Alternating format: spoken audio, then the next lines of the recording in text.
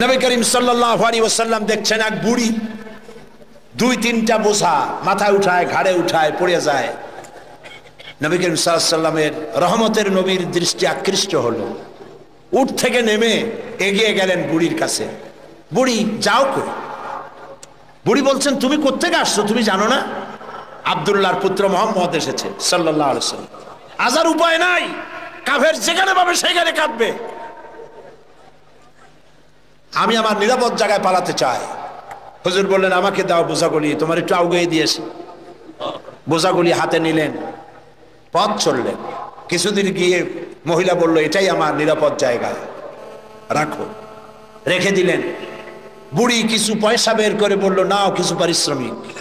হুজুর বললেন, না আমি কোনো পারিশ্রমিক নেব না। বুড়ির চোখ এত বড় হয়ে গেছে। কাউকে এই দেশে মানুষ মানুষের উপকার করে বিনা পয়সায়?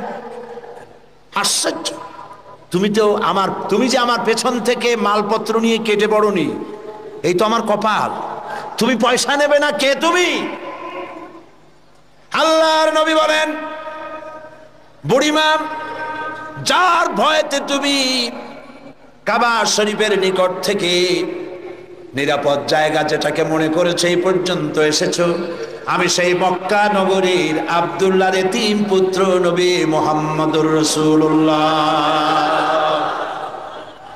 বুড়ি বলছেন, মুহাম্মদ সাল্লাল্লাহু আলাইহি ওয়াসাল্লাম তোমার বিরুদ্ধে নেতৃবৃন্দ এত বাজে কথা বলেছে, আমরা ভুল বুঝেছি। তুমি এত উদার, এত মহৎ, আগে বুঝতে পারি নাই, জানতে পারি নাই। ভুলের মধ্যে ছিলাম, আমি আর কাফের রইলাম না, আমিও মুসলমান হয়ে গেলাম। লা ইলাহা ইল্লাল্লাহু মুহাম্মাদুর রাসূলুল্লাহ। নবীজি মসজিদে হারামে প্রবেশ করলেন। সব নেতারা কলা পাতা কচু পাতার মতো থরথর করে কাঁপছে। হুজুর জিজ্ঞেস করলেন, ও কুরাইশের নেতারা, আমার কাছে আজ কি ধরনের ব্যবহার তোমরা আশা করো? তারা বললেন, ওদের রূহ কি আছে ভেতরে? সব ঠোঁটের কাছে এসে গেছে। বলছে, মুহাম্মদ সাল্লাল্লাহু আলাইহি ওয়াসাল্লাম একজন উত্তম ভ্রাতা, একজন উত্তম ভ্রাতুষ্পুত্রের কাছ থেকে যে ধরনের ব্যবহার আশা করা যায়, আমরা সেই ধরনের ব্যবহার আপনার কাছে আশা করি। নবীজি বললেন, কুরাইশের নেতারা শোনো, তোমাদের ব্যাপারে আমি আজ সেই কথাই বলবো যেই কথা বলেছিলেন আমার ভাই ইউসুফ আলাইহিস সালাম মিশরের প্রেসিডেন্ট হিসেবে। তিনি সিংহাসনে বসা, তার সামনে তার ভাইরা যখন তাকে না চিনে, তার কাছে যখন এসেছে খাদ্য খাবার নেওয়ার জন্যে, উনি তো ভাইগুলোকে চিনে ফেলেছিলেন। তিনি ওই 11 ভাই যারা তাকে কুয়ায় ফেলেছিল, ওই 11 ভাইয়ের ব্যাপারে আমার ভাই ইউসুফ আলাইহিস সালাম যে কথা বলেছিলেন, তোমাদের ব্যাপারেও আমি আজকে সেই একই কথা বলবো। লা তাসরিবা আলাইকুমুল ইয়াউম। আজ তোমাদের বিরুদ্ধে আমার কোনো অভিযোগ নাই, তোমাদের বিরুদ্ধে আমার কোনো বিদ্বেষ নাই, তোমাদের বিরুদ্ধে আমার কোনো প্রতিহিংসা নাই। সবাইকে মাফ করে দিলাম। আবু সুফিয়ানকে মাফ করে দিলাম। আবু সুফিয়ানের বাড়ি যারা আশ্রয় নেবে তাদেরকেও নিরাপত্তা দিলাম। সুবহানাল্লাহ। রাহমাতুল লিল আলামিন কাকে বলে? জনাবে মুহাম্মদ রাসূলুল্লাহ সাল্লাল্লাহু আলাইহি ওয়াসাল্লাম মক্কা দখল করলেন। তিনি যে যতগুলি যুদ্ধ করেছেন, কোন যুদ্ধই অফেন্সিভ ছিল না, সবগুলি ছিল ডিফেন্সিভ। যুদ্ধগুলো কি ছিল? আত্মরক্ষামূলক যুদ্ধ ছিল। তিনি আক্রমণ করেন নাই, আক্রান্ত হয়ে জবাব দিয়েছেন। তরবারি দিয়ে ইসলাম প্রচার হয় নাই, তরবারি দিয়ে ইসলাম প্রচার হয় না। ইসলাম প্রচার হয়েছে উদারতার ভালোবাসা দিয়ে। সেজন্যে বলতেছিলাম, নবী করিম সাল্লাল্লাহু আলাইহি সাল্লামের যত যুদ্ধ হয়েছে, কোন যুদ্ধ আক্রমণকারী তিনি ছিলেন না, আক্রান্ত হয়ে জবাব দিয়েছেন।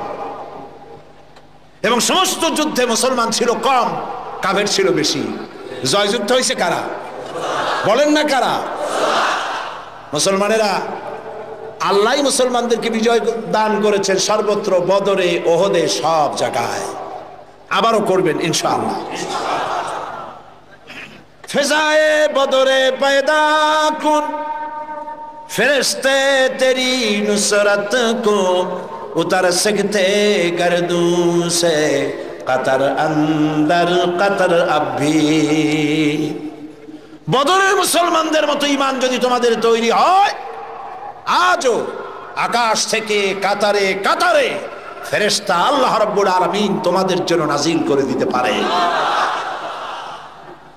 বদরের মাঠে মুসলমান 313 আর কাফের তো অগণিত।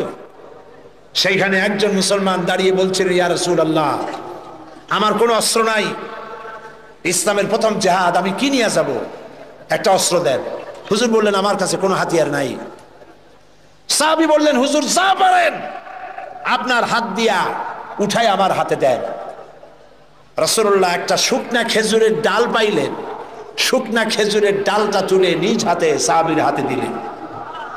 সাহাবী বলেন, রাসূলের দেওয়া শুকনা ডাল নিয়ে হাজার কাফেরদের ভিড়ের মধ্যে ঝাঁপিয়ে পড়লাম। রাসূলের দেওয়া শুকনা খেজুরের ডাল দিয়ে যখন আঘাত করলাম, ধারালো তরবারি দিয়ে আঘাত করলে যেমন অবস্থা হয়, শুকনা ডালের আঘাতে কাফেরদের কল্লা কেটে পড়ে গেল মাটির উপরে। কোনো বুঝতে পারে নাই।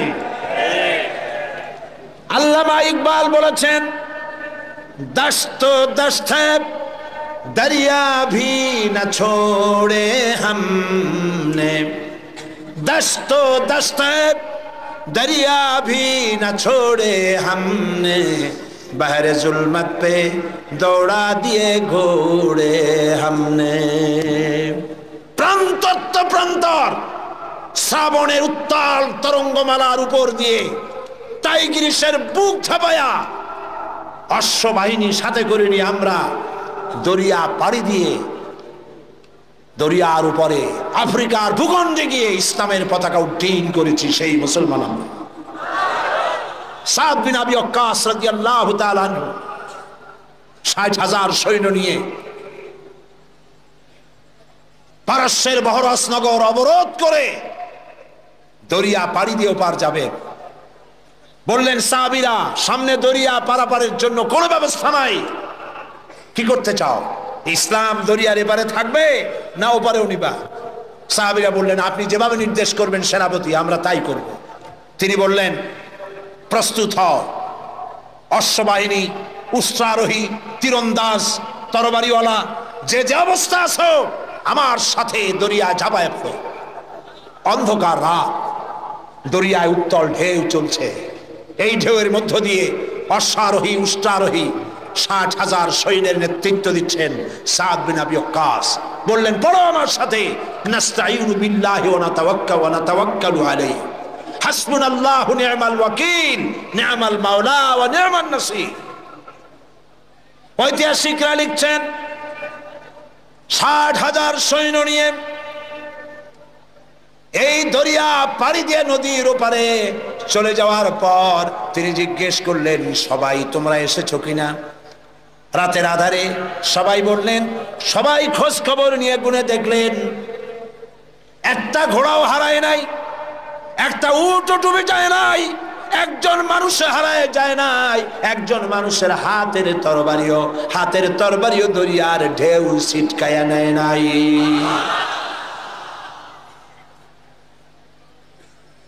আফ্রিকার গভর্নর বুঝতে পেরেছে মুসলমানরা ঢুকেছে। সে তার সেনাপতিকে বলল, এই মুসলমানগুলির জায়গা করে দাও জঙ্গলের কাছে। জঙ্গলের ভিতরে যে সমস্ত হিংস্র প্রাণী আছে ওরাই খাইয়া শেষ করে দেবে, রাতের বেলায় যুদ্ধ করা লাগবে না। তাদেরকে ওখানে থাকতে দেওয়া হলো। হযরত সাদ বললেন, একটা মঞ্চ বানাও সাহাবীরা। একটা মস্ত মঞ্চ বানানো হলো। ইতিহাস শুনুন মুসলমান, আপনার জীবনের গৌরব উজ্জ্বল ইতিহাস মুসলমানরা ভুলে গেছে, যুবকরা ভুলে গেছে। আজকের যুবকরা চিন্তা করেছে তারা সূর্য সেনের উত্তরসূরি। আজকের যুবকরা মনে করছে তারা রবীন্দ্রনাথের উত্তরসূরি। ও মুসলমান, সূর্য সেনের উত্তরসূরি তোমরা নও, তোমরা শহীদ তীতমণির উত্তরসূরি, শাহজালালের উত্তরসূরি, খান জাহানের উত্তরসূরি, খালিদ বিন ওয়ালিদের উত্তরসূরি। মঞ্চের উপরে উঠে দাঁড়ালেন, মঞ্চ নির্মিত হয়ে গেল। হযরতে সাদ মঞ্চের উপরে দাঁড়িয়ে জঙ্গলের দিকে তাকিয়ে বললেন, লক্ষ্য করুন, আরে ভাই এত মানুষ, কারো তো পেশাব পায়খানা লাগতেই পারে, আপনারা পথ ছেড়ে দেন, তা না হলে আপনাদেরই অসুবিধা হবে। মঞ্চের উপরে দাঁড়িয়ে হযরতে সাদ বললেন, ইয়া আইয়াতুল হাসারাত ওয়াস সিবা নাহনু আসহাবু রাসূলুল্লাহ সাল্লাল্লাহু আলাইহি ওয়াসাল্লাম ফারজিউ ফাইন্না নাজিলুন ফামান ওয়াজাদনা বাদাহু কাতালনাহু। ও জঙ্গলের হিংস্র প্রাণীরা, শুনে রাখো, আমরা আল্লাহর নবী রাসূলুল্লাহর সাহাবী, এই এলাকায় ইসলাম প্রচারের জন্য এই এলাকায় এসেছি, আমরা এখানে রাত কাটাতে চাই। সুতরাং তোমরা যারা এই জঙ্গলের ভিতরে হিংস্র প্রাণী আছো, আমাদের নিরাপত্তার কারণে এই এলাকা ছেড়ে অন্যত্র চলে যাও। আমার এই ঘোষণার পরে যদি কোনো হিংস্র প্রাণী আমাদের সামনে পড়ে যায়, তরবারি দিয়ে ফয়সালা করা হবে। কাফেরেরা চিন্তা করলো, পাগলেরা কয় কি, মঞ্চ বানাইয়া বাঘ সিংহরে ওয়াজ করতেছে, একটা কথা হইল। কাফেরেরা দেখলো হযরতে সাদের বক্তৃতার পরে মানুষের চক্ষু বিস্ফারিত করে জঙ্গলের ভিতর থেকে সিংহের লাইনে সিংহ, বাঘের লাইনে বাঘ, সাপের লাইনে সাপ, যার যার আন্ডা বাচ্চা মুখে নিয়ে লাইন করে জায়গা ত্যাগ করে চলে গেল। সেই মুসলমান আমরা, আবার সেই দিন ফিরে আসতে পারে, ফিরে আসবে ইনশাআল্লাহ, বলি ইনশাআল্লাহ। মুসলমান জীবন দিতে জানে, মুসলমান তাদের ঈমান নষ্ট করতে পারবে না। আমরা আর কিছু পারবো না, এদেশে বসে দোয়া তো করতে পারবো না, তাও পারবো না কেন?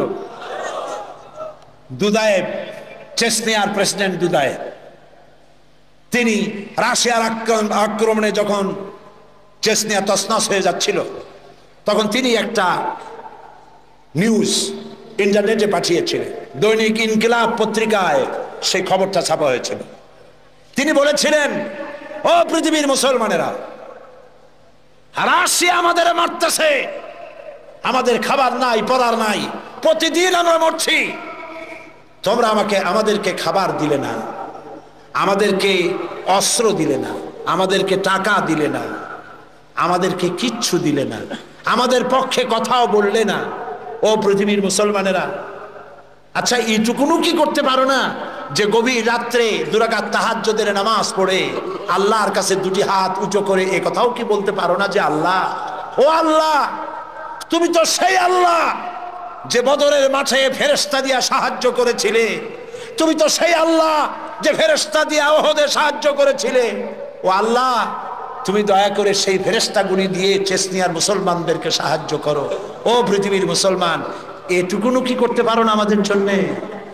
আজ আফগানের মুসলমানেরাও তাদের কথা, তাদের খবর ছড়ায় না, ওরা মারে এটা ছড়ায়, কিন্তু এরা কত মারে সেইটা বলার মতো, সেইটা নিউজ দেওয়ার মতো নিউজ মিডিয়াও তাদের হাতে নাই। তাদের সাহায্য করার জন্য আল্লাহ ছাড়া কেউ নাই। এই জন্য আজ প্রাণ ভরে দোয়া করতে হবে আফগানের মুসলমানদের জন্য। আমি বাংলাদেশের এক ছোট্ট ব্যক্তি, আল্লাহর এক নগণ্য গোলাম। আমি বিশ্বাস করি, মনে প্রাণে বিশ্বাস করি, আজ হোক কাল হোক, কাবা শরীফ ভাঙতে এসে আব্রাহার যে দশা করেছিলেন আল্লাহ, আফগানিস্তানের বুকে বুশের সেই দশা আল্লাহ করে দিবেন।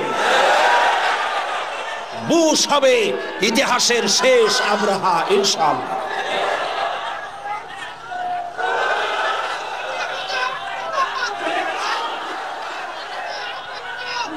সেজন্য আজ আমরা আমেরিকার ইঙ্গো মার্কিন যে হামলা মুসলমানদের উপরে হচ্ছে, আল্লাহর সাহায্য কামনা করব দোয়ার মাধ্যমে। যত মানুষ দাঁড়িয়ে আছেন রাস্তায়, যত মানুষ দাঁড়িয়ে আছেন আশেপাশে, সব দোয়ার জন্য বসে পড়বেন। মোনাজাত হবে, এত বড় মোনাজাত জীবনে আরেকটা পাবো কোন নিশ্চয়তা আছে? যে যেখানে দাঁড়াইছে বসা মানুষেরা বসায় দেন। এত বড় মোনাজাত যার কপালে নাই সে তো কপাল মোড়া। যে যেখানে দাঁড়িয়েছে বসায় দেন। আর জোরে সোরে জিকির করেন সাল্লাল্লাহু আলাইহি ওয়াসাল্লাম। তার সম্পর্কে সূরা আন-নাহলের মধ্যে আল্লাহ পাক বলেছেন, নবুয়ত রিসালাত সম্পর্কে আল্লাহ পাক কথাটা এভাবে বলেছেন, وعلى الله قصد السبيل ومنها جائر ولو شاء لهداكم أجمعين। আর সোজা রাস্তা বলে দেওয়ার দায়িত্ব আমার, যেখানে রয়েছে অসংখ্য বাঁকা পথ, আর আমি ইচ্ছে করলে গোটা পৃথিবীর সমস্ত মানব মণ্ডলীকে হেদায়েত করে দিতে পারতাম। সোজা রাস্তা বলে দেওয়ার দায়িত্ব আমার। সেই সোজা রাস্তা বলে দেওয়ার দায়িত্ব আল্লাহ নিজে গ্রহণ করে নবীদের পাঠিয়েছেন। এজন্য পৃথিবীর সর্বশ্রেষ্ঠ মানুষ হলেন আল্লাহর নবীরা। বলুন তো সর্বশ্রেষ্ঠ মানুষ কারা? যাদের কোনো ভুল নাই, ত্রুটি নাই। আজ লক্ষ লক্ষ জনতা সার্কিট হাউস ময়দানে পকেটের পয়সা খরচ করে এখানে এসেছেন, ঠিক কিনা বলুন? বাস ভাড়া, ট্রাক ভাড়া দেওয়া হয়েছে, রিক্সা ভাড়া দেওয়া হয়েছে, মাহফিলের পরে খেতে দেওয়া হবে শিবির, এমন কোনো কথা বলেছে? নিজের পয়সা খরচ করে জানতে এসেছি এমন একটি মানুষকে যিনি আমাদের বাংলাদেশি নন। মুহাম্মদ সাল্লাল্লাহু আলাইহি ওয়াসাল্লাম বাংলাদেশি? তিনি, তার গায়ের রং আমাদের রঙের মতো, তিনি আমাদের ভাষায় কথা বলতেন, তিনি আমাদের রক্ত সম্পর্কীয় আত্মীয়দের মধ্যে কেউ?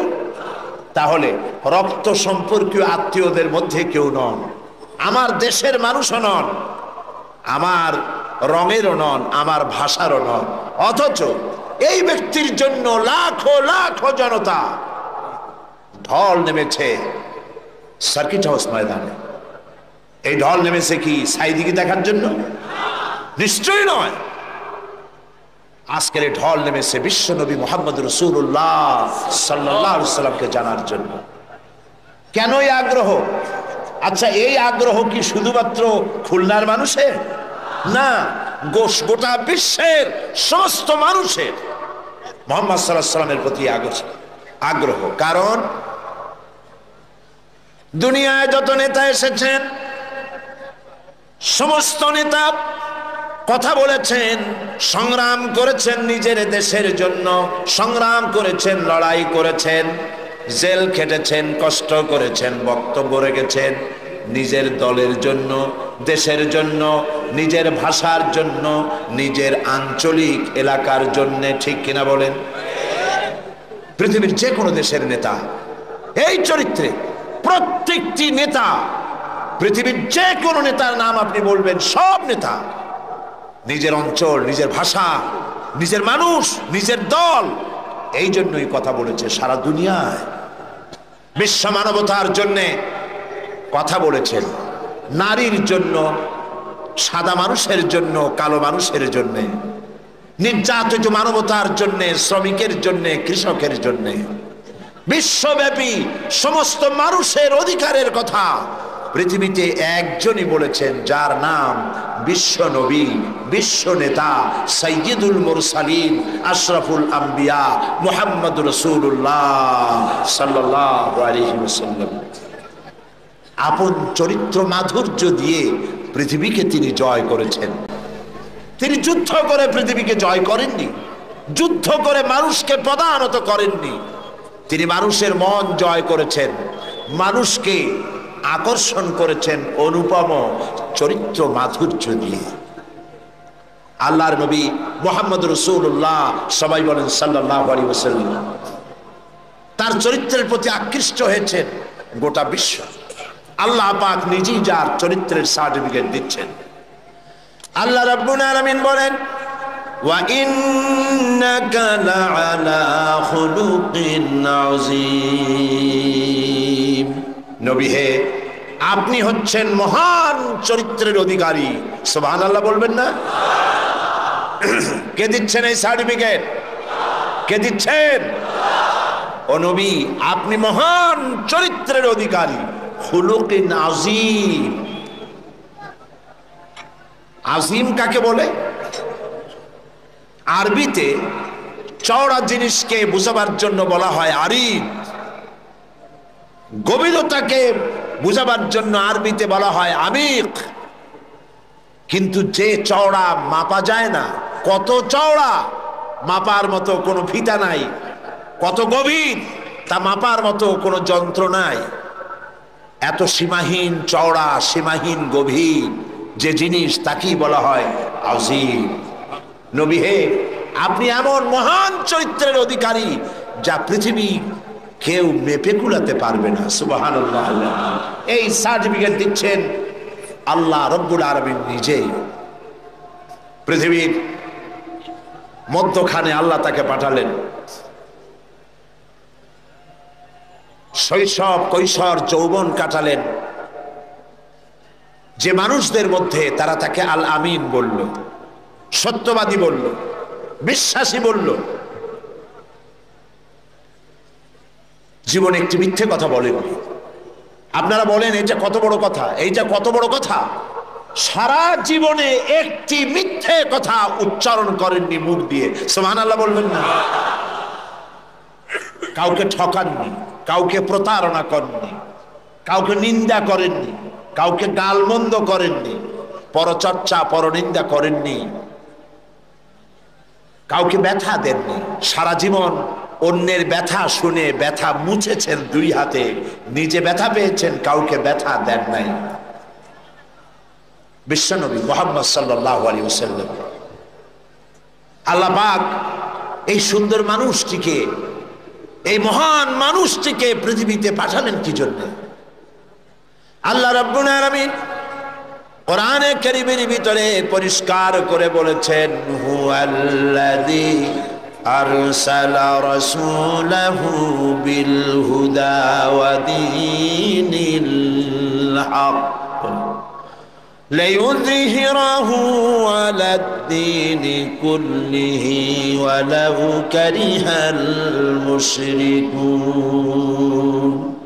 আল্লাহ হচ্ছেন তিনি যিনি তার রাসূলকে দ্বীন হক, সত্যের বিধান সহকারে পৃথিবীতে পাঠিয়েছেন, এই জন্যে যাতে করে তিনি সমগ্র বিশ্বের মানুষের উপরে আল্লাহর আদর্শ, আল্লাহর ইসলামকে বিজয়ী করে দেন। তাতে যদিও তাতে এ বিষয় কাফেরদের কাছে অসহনীয়, কাফেরদের কাছে তা যতই অসহনীয় হোক, আল্লাহ পাক নবীকে এজন্য পাঠিয়েছেন পৃথিবীর মানব রচিত সকল মতবাদের উপরে আল্লাহ পাকের নবী বিজয়ী করে দেবেন। কোনটাকে? আপনারা শুনতেছেন না বোধহয় ঠিক মতো। কোনটাকে? ইসলাম। ইসলামকে বিজয়ী আদর্শে পরিণত করার জন্য আল্লাহ পাক তার রাসূলকে পৃথিবীর বুকে পাঠালেন। নবী করিম সাল্লাল্লাহু আলাইহি ওয়াসাল্লাম দ্বীনের দাওয়াত শুরু করেছেন। 40 বছর বয়সের সময় নবুয়ত পেলেন। উতর কর গারে হেরা সে সুয়ে কওম আয়া, উতর কর গারে হেরা সে সুয়ে কওম আয়া, और एक नुस्खे किमिया सतलाया। হেরা পাহাড় থেকে নবী করিম সাল্লাল্লাহু আলাইহি ওয়াসাল্লাম নেমে আসলেন, হাতে আনলেন পরশ পাথর। সেই পরশ পাথরের নাম হচ্ছে কোরআন শরীফ। সুবহানাল্লাহ বলুন। এই পরশ পাথরের সংস্পর্শে যারাই এলো, আল্লাহ রাব্বুল আলামিন তাদেরকে সোনা, লোহাগুলিকে সোনা বানায় দিলেন, কয়লার খণ্ডগুলিকে হীরক খণ্ডে পরিণত করে দিলেন। নবী করিম সাল্লাল্লাহু আলাইহি ওয়াসাল্লাম কাবা শরীফের পাশে বসে তেলাওয়াত করছেন। আবু জাহেল, আবু লাহাবরা, যারা মুহাম্মদ সাল্লাল্লাহু আলাইহি ওয়াসাল্লামকে বলতো আল আমিন, বলতো সাদেক, বলতো, তারা এখন আর এই সম্বোধন করতে রাজি নয়।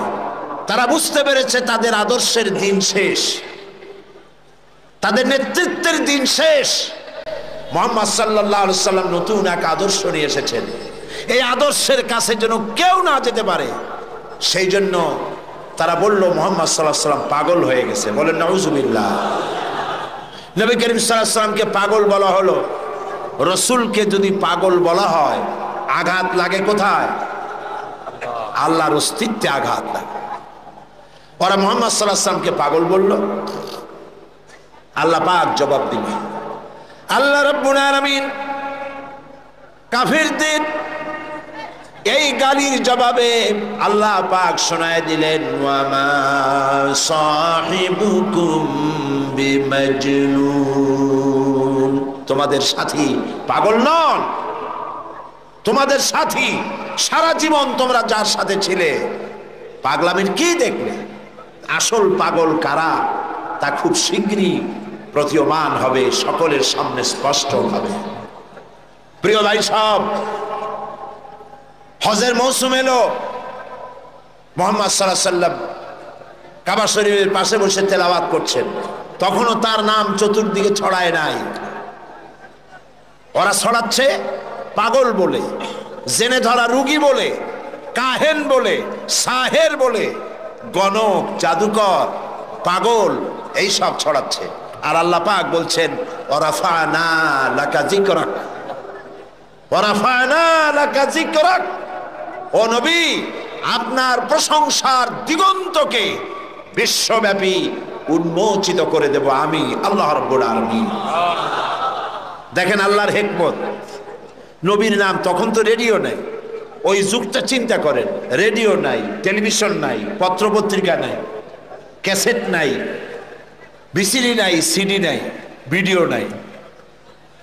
এক জায়গার খবর আর এক জায়গায় পৌঁছতে বহুদিন লেগে যায়। আল্লাহর কুদরত দেখুন প্রচারের। হজের মৌসুমে সিরিয়া থেকে, ওমান থেকে, ইয়েমেন থেকে, বাহরাইন থেকে, কুয়েত থেকে, চতুর্দিক থেকে লোকেরা এসেছে হজের মৌসুমে। মুহাম্মদ সাল্লাল্লাহু আলাইহি ওয়াসাল্লাম তেলাওয়াত করছেন কাবার পাশে বসে। আবু জাহেল তাবুতে তাবুতে গিয়ে বলছে, এই লোকেরা শোনো, আমাদের দেশে একটা জেনে ধরা রুগী, আত পাগলা টাইপের লোক, নাম তার মোহাম্মদ। বলেন নাউজুবিল্লাহ। ও গালি দিয়ে শোনাচ্ছে, লোকটি পাগল হয়েছে। ওই যে দেখা যায় কি যেন পড়তেছে, তার কাছেও যাবে না, শুনবাও না কি বলে। এরা তো নাম জানতো না, আবু জাহেল নামটা শোনায় দিয়েছে। লোকেরা মনে করলো এরা হলো কুরাইশদের নেতা। পাগলের কাছে যেতে নিষেধ করেছে, কি বলে তা শুনতে নিষেধ করেছে। ঠিক আছে, শুনবো না। কানের মধ্যে 2 আঙ্গুল ঢুকায় দিছে, কিন্তু পাগলটা কেমন তা তো একটু দেখে আসে। এরা পাগল দেখতে গিয়েছে। কাবার পাশে এসে নবীজির চেহারা মোবারকের উপরে যখন নজর পড়েছে, নিজেদের মুখ থেকে বেসাখতা স্বাগতোক্তি নিজেদের মুখ থেকে বেরিয়ে গেল, পাগল কি এত সুন্দর হয়? আমরা তো পাগল দেখেছি আমাদের দেশে, মাথার চুল থাকে উস্কো খুস্কো, দাঁতে থাকে ময়লা, জামার বোতাম নিচেরটা থাকে উপরে, কাপড় চোপড় অবিন্যস্ত। পাগল তো আমরাও দেখেছি। এত সুন্দর মানুষ, তা কি কোনোদিন পাগল হতে পারে? কত সুন্দর! যার কথা আপনারা শুনতে এসেছেন, গৌতম বুদ্ধ বলেন, শ্রীকৃষ্ণ বলেন, কনফুসিয়াস বলেন, জরথুস্ট বলেন, গুরু নানক বলেন, পৃথিবীর কোন নেতার জীবন ইতিহাস ঐতিহাসিক ভিত্তি নাই। জীবনের 2-4টা ঘটনা আছে মাত্র, আর কিছু নাই। টেস্ট করুন, পড়েন, পড়াশোনা করেন। পৃথিবীর যত নেতা আছে, সমগ্র জীবনের কাহিনী খুঁজে পাওয়া যাবে না। একমাত্র নবী মুহাম্মদ রাসূলুল্লাহ প্রাণ ভরে পড়েন সাল্লাল্লাহু আলাইহি ওয়াসাল্লাম, যার জন্ম ধাত্রী মাতা। জন্ম কেমনে হলো? ধাত্রী মাতা, লালন পালন, শৈশব, কৈশোর, যৌবন, বিবাহ, হিজরত, নবুয়ত, যুদ্ধ বিগ্রহ, কেমনে হাসি দিতেন, কেমনে কথা বলতেন, মাথার চুল, মুখের দাড়ি কয় গাছ পেকেছিল, কত কাঁচা কাঁচা ছিল, কিভাবে খানা খেতেন, কিভাবে টয়লেটে যেতেন, কিভাবে স্ত্রীর সঙ্গে সম্পর্ক রক্ষা করতেন, কিভাবে বাচ্চাদের সাথে ব্যবহার করতেন, কেমনে রাষ্ট্র চালাতেন, কেমনে যুদ্ধ করতেন, ছোট্ট তুচ্ছ জিনিস থেকে শুরু করে রাষ্ট্র পরিচালনা পর্যন্ত জীবনের সব কথা লিপিবদ্ধ হয়েছে। পৃথিবীতে এমন একজনও নাই, একজনই আছেন জনাবে মুহাম্মদ রাসূলুল্লাহ সাল্লাল্লাহু আলাইহি ওয়াসাল্লাম। শামাইলে তিরমিজি বাংলা হয়ে গেছে, মেহেরবানি করে পড়েন, মেহেরবানি করে পড়েন, পড়ে দেখুন রাসূলুল্লাহর জীবনে কেমনে খানা খাইতেন, কেমনে হাঁটতেন, কেমনে বসতেন, কেমনে হাসতেন, কেমনে কাঁদতেন, সব লিপিবদ্ধ হয়েছে, কোনো কথা বাদ পড়ে নাই। সুবহানাল্লাহ। কারণ পৃথিবীর নেতারা তাদের জীবন দুই ভাগে বিভক্ত, একটা হচ্ছে পার্সোনাল লাইফ, আর একটা হচ্ছে প্রাইভেট, কি বলে public life, public character, personal character. চরিত্রটা দুই রকম, ব্যক্তিগত চরিত্র আর মানুষের সামনে দেখাবার মতো আরেকটা চরিত্র। নবী করিম সাল্লাল্লাহু আলাইহি ওয়াসাল্লামের চরিত্র এরকম ছিল না। কোন নেতা এই সাহস করবে না তার স্ত্রীকে বলার, স্ত্রীর কাছেই তার স্বামীর সমস্ত দুর্বলতা স্ত্রীর জানা থাকে। কথা ঠিক কিনা? কে সাহস করবে তার ড্রাইভারকে বলবে, তার স্ত্রীকে বলবে, তার বন্ধুদেরকে বলবে, আমার ছাত্র জীবন থেকে শুরু করে এই পরিণত বয়স পর্যন্ত যা যা যেখানে যা করেছি দিনে রাত্রে সব বলে দাও মানুষের কাছে? পারবে না। পারবেন বিশ্ব নবী মুহাম্মদ রাসূলুল্লাহ সাল্লাল্লাহু আলাইহি ওয়াসাল্লাম। আল্লাহর নবী সাহাবায়ে কিরামদের বলেছেন, ও আমার সাহাবীরা, দিনের আলোতে আমার ভিতরে যে আচরণ তোমরা দেখতে পাও, রাতের আধারে আমার ভিতরে যে আচরণ তোমরা দেখতে পাও, ও আমার স্ত্রীরা, রাতের আধারে কপাট বদ্ধ রুমের ভিতরে আমার যে আচরণ দেখতে পাও, বদ্ধ দরজার বাইরে দিনের বেলায় রাতের বেলায় যে আচরণ আমার দেখতে পাও, যে চাল চলন দেখতে পাও, সব কিছু খুলে খুলে মানুষের সামনে বলে দাও। এরকম আসতে কইলেন সুবহানাল্লাহ। এই হলেন বিশ্বনবী, এই হলেন বিশ্বনবী। ফাইনা তাযহাবুন, ও মুসলমানেরা, আসল নেতা থুইয়া কোন নেতার পিছনে দৌড়াও? হায় রে কপাল পোড়া মুসলমান, তোমার নেতা আমার নেতা সাতামাতা সাতামাতা এইসব মানুষে কয়। তোমার নেতা আমার নেতা বিশ্বনবী মুস্তাফা সাল্লাল্লাহু আলাইহি ওয়াসাল্লাম। চিল্লায় বলো, তোমার নেতা আমার নেতা কে?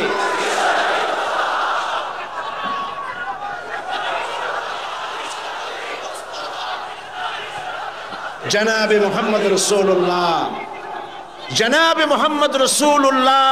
সবাই বলেন সাল্লাল্লাহু আলাইহি ওয়াসাল্লাম। সুবহানাল্লাহ, কি চরিত্র, কি সুন্দর। হযরত আনাস রাদিয়াল্লাহু তাআলা আনহু 8.5 বছরের কিশোর,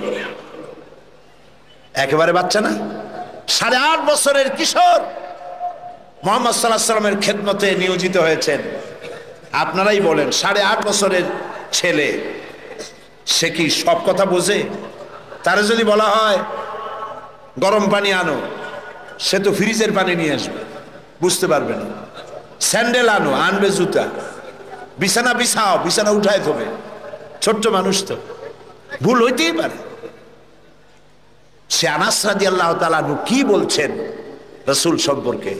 আহারে, হযরত আনাস বলেন, 8.5 বছর বয়স থেকে নিয়ে একটানা 10 বছর পর্যন্ত নবী মুহাম্মদ রাসূলুল্লাহ সাল্লাল্লাহু আলাইহি ওয়াসাল্লামের খাদেম হিসেবে হুজুরের সাথে থাকার সৌভাগ্য আমার হয়েছিল। 10টি বছরের ভিতরে একটি বারের জন্য আল্লাহর নবী আমাকে চোখ রাঙায়া ধমকের সুরে একবারও বলেন নাই, আনাস এটা কেন করেছো অথবা এটা কেন করো নাই। সেই হযরত আনাস বলেন, একবার নিয়ে গেলাম রাসূলকে আমার বাড়ি দাওয়াত খাওয়াইতে। হুজুর সাল্লাল্লাহু আলাইহি ওয়াসাল্লাম আমার বাড়িতে খানা খেয়ে বাইরে বেরিয়েছেন। ওটা ছিল পূর্ণিমার রাত। আমার মা বাইরে এসে একবার পূর্ণিমার চাঁদের দিকে তাকান, আর একবার রসুলের চেহারার দিকে তাকান। বারবার তাকাতাকি করছে। আমি প্রশ্ন করলাম, মা, পূর্ণিমার চাঁদ আর রসুলের চেহারায় বারবার তাকাইয়া দেখো কি? মা আমার বলল, আনাস রে, আমি পূর্ণিমার চাঁদ আর রসুলের চেহারার সঙ্গে কম্পেয়ার করতেছিলাম, তুলনা করতেছিলাম। আমার মনে হলো নবীজি যখন ঘরের থেকে বাইরে নেমেছেন, নবীজির চেহারার সামনে, নবীজির চেহারার সৌন্দর্যের সামনে পূর্ণিমার চাঁদ যেন ম্লান হয়ে গিয়েছে। পূর্ণিমার চাঁদের মধ্যে কলঙ্ক কালিমা আছে, আল্লাহর নবীর চেহারার ভিতরে কোনো কালিমা দেখতে পেলাম না। রাসূলুল্লাহর এই চেহারা দেখে বিভিন্ন দেশ থেকে আগত কাফেরেরা হুজুরের চেহারা দেখে পাগল হয়ে গেছে। তারা নিজেরাই বলতেছে, পাগলের সুরত এইরকম হয় নাকি? অসম্ভব, নিশ্চয়ই এই লোকটি পাগল নয়। আচ্ছা কি বলে শুনি। কানের মধ্যে তো আঙ্গুল দেওয়া ছিল, আঙ্গুল বাইর করে বেড়াইছে। নবীজি তেলাওয়াত, হুজুর সাল্লাল্লাহু আলাইহি ওয়াসাল্লাম তেলাওয়াত করছেন। ভালো কারি যারা, সুন্দর গলার আওয়াজ আল্লাহ যাদেরকে দান করেছেন, সেই সুন্দর গলার আওয়াজ দিয়ে যখন তেলাওয়াত করে কারি, কেমন লাগে? খারাপ লাগে না মজা লাগে? এই যে আব্দুর রহমান আস-সুদাইস, শেখ আব্দুর রহমান আস-সুদাইস, ইমাম খতিব মসজিদুল হারাম মক্কা আল মুকাররমা, আব্দুর রহমান আল হুজাইফি, ইমাম খতিব মসজিদ আন নববী শরীফ মদিনা আল মুনাওয়ারা, সুবহানাল্লাহ। এইসব কারীদের তেলাওয়াত কেমন লাগে? কারি আব্দুল সামাদ আব্দুল বাসেত, একজন আমেরিকা আমাকে বলেছিল যে কারি আব্দুল বাসেত যখন তার মায়ের পেট থেকে দুনিয়া আসছিল, তার মাঝে কত কত কেজি মিশ্রি তারে খাওয়াইছিল, চিনি খাওয়াইছিল, আল্লাহই জানে। সুবহানাল্লাহ। সাধারণ মানুষের তেলাওয়াত শুনলে চোখ দিয়ে অর্থ বোঝে না, চোখ দিয়ে পানি পড়তে থাকে। কোরআনের প্রতি যাদের মহব্বত আছে, অর্থ বোঝে না, চোখ দিয়ে পানি পড়ে। এ কোনো সাধারণ কারি নয়। এখন তেলাওয়াত করতেছেন তিনি, যার উপরে কোরআন নাজিল হয়েছে। সুবহানাল্লাহ। আল্লাহর নবীর তেলাওয়াত কাফেরদের কানের মধ্য দিয়া কলিজার ভিতরে প্রবেশ করা শুরু করে দিয়েছে। বাইরের থেকে যে লোকগুলি আসলো, নবীজির মুখে তেলাওয়াত শুনে নিজেদের অজান্তেই তাদের মুখ থেকে বেরিয়ে গেল, লা ইলাহা ইল্লাল্লাহু মুহাম্মাদুর রাসূলুল্লাহ। জোরে সরে পড়েন, লা ইলাহা লা ইলাহা ইল্লাল্লাহ। আরো জোরে, লা ইলাহা নাই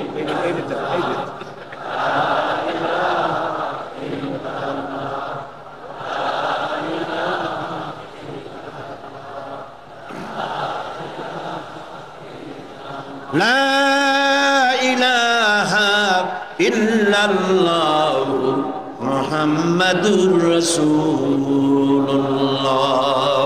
নবী করিম সাল্লাল্লাহু আলাইহি ওয়াসাল্লামের অনুপম চরিত্র মাধুর্যের মধ্য দিয়ে ইসলামের দাওয়াত ছড়িয়ে পড়ল সবখানে।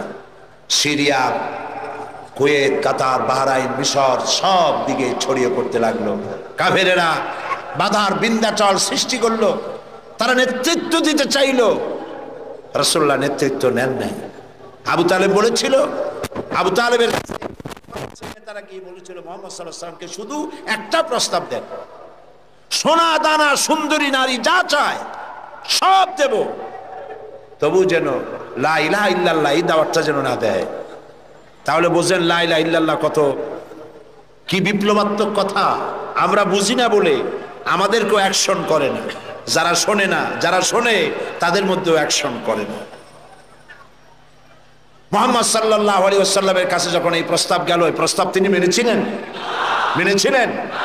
আল্লাহর নবী বলেছিলেন, চাচা আবু তালেব নেতৃবৃন্দকে শুনিয়ে দেন, সোনা দানা টাকা পয়সা তো দূরের কথা, যেটা তারা দিতে পারবে না, তাও যদি তারা দিতে পারে আকাশের ওই সূর্যটা এনে যদি ওরা মুহাম্মদ সাল্লাল্লাহু আলাইহি ওয়াসাল্লামের হাতে, ডান হাতে উঠায় দেয়, আকাশের ওই পূর্ণিমার চাঁদটা ধরে এনে ওরা যদি মুহাম্মদ সাল্লাল্লাহু আলাইহি ওয়াসাল্লামের বাম হাতে তুলে দেয়, এর বিনিময় আল্লাহর নবী মুহাম্মদ রাসূলুল্লাহ সাল্লাল্লাহু আলাইহি ওয়াসাল্লাম এক মুহূর্তের জন্য তাওহীদের দাওয়াত বন্ধ করে দেবে না। আমি এসেছি পৃথিবীর বুকে ইসলামকে বিজয়ী করার জন্য। আল্লাহ পাক তার রাসূলকে সাহায্য করলেন, 13 বছর মক্কায় থেকে লোক তৈরি করলেন। বন্ধুরা, ইসলাম শুধু নামাজ, রোজা, হজ, যাকাত সর্বস্ব নয়। ইসলাম কমপ্লিট কোড, এটা হলো পূর্ণাঙ্গ জীবন বিধান যা মানুষের জীবনের সবটাকে কন্ট্রোল করে।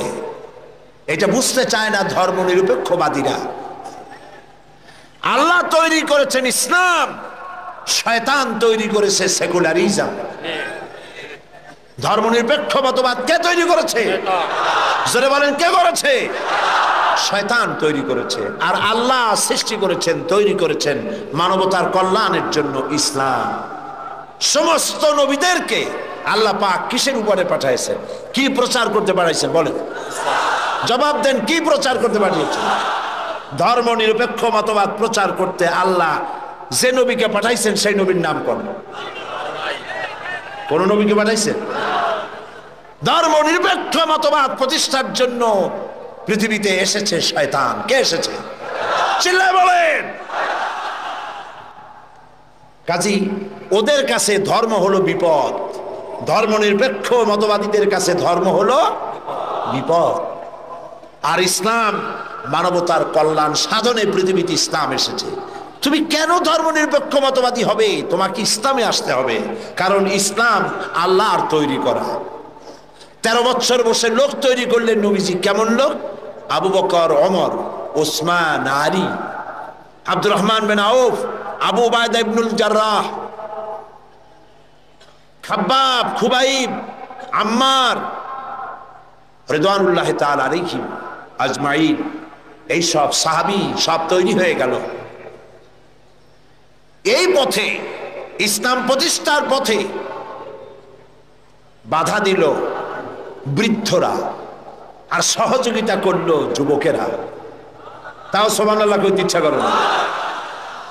দেখেন নবীজি কি বলছেন। আল্লাহ নবী বলছেন, উসিকুম বিশ-শাবাবি খায়রা ফাইন্নাহুম আরাক্কু আফইদা লাকাদ বাসানি আল্লাহু বিল হানিফিয়্যাতি সামহা ফাহালাফানি আশ-শাবাব ওয়া খালাফানি আশ-শায়ুখ। ক্বালা নবী সাল্লাল্লাহু আলাইহি ওয়াসাল্লাম। আল্লাহর নবী বলেন, আমি তোমাদেরকে নসিহত করছি, যুবকদের ব্যাপারে তোমরা কল্যাণকামী হবে।